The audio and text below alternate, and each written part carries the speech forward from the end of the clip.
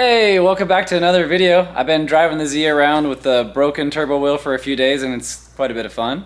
But I was able to order myself a new exhaust wheel and we're gonna go ahead and jump into the video and repair my broken turbocharger.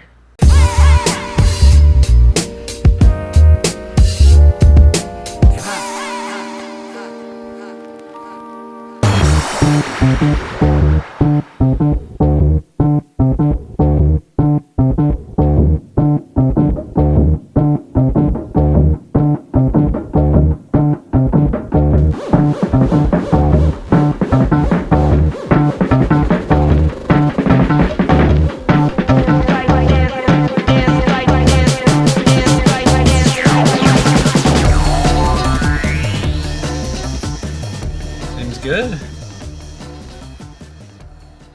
I can hear the little balls spinning. I think we may have got this rebuilt. So that was actually really easy, and this exhaust wheel only cost me around $150. I got it from a company called Pulsar. They actually make replacement shafts and replacement center sections for ball bearing precision turbos. I called Precision, they couldn't even give me a quote. And they more or less said they're probably going to rebuild the whole thing, which would be maybe $1,000 to $1,300 or more on a $2,000 turbo.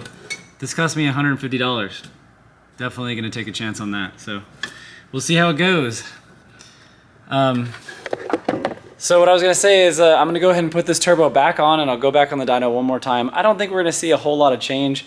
I know it might help the boost carry out a little bit better, but I think the difference will be kind of marginal. I'm starting to think the real culprit to why I can't make it to like a higher number than even 500 is simply this 2-inch pipe right here.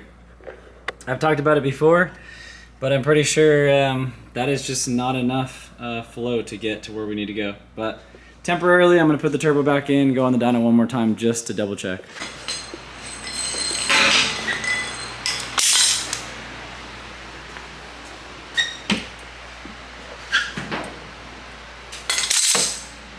Okay, I just made my first dyno pull after changing the turbo shaft, and it does spool a good bit faster.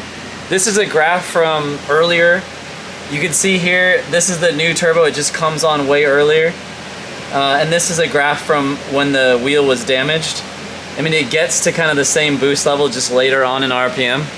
So definitely better with the turbo fixed, but no matter what we do, it's still not going to make it over 500 horsepower out at the end. Right now, the pull I just made, 416 and 380 foot-pounds of torque at 13 pounds, falling off to about 9 pounds. And if I go up in boost, that 380 torque will go to 400 and it'll go to about 450 before that turbo manifold is so restrictive that it just starts to fall off at the end of the graph. So to be honest, I'm really tired of dynoing this right now.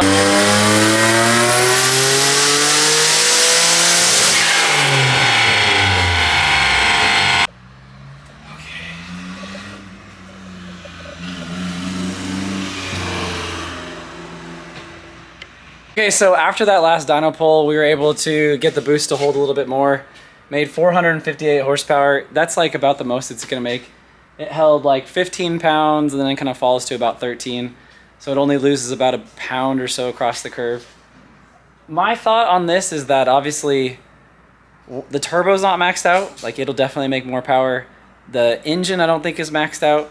I do believe it's just that up pipe going to the turbo is too small to get all the pressure out, because seeing the boost fall off means that we're having a ton of back pressure. The back pressure is making the gates force open in the higher RPM. So if I force them closed with boost, it flattens the curve out a bit, but then we're just gonna get tons of back pressure behind the turbo. So it doesn't let that really work. I think this has been a good run on this turbo kit, but I'm ready for something different.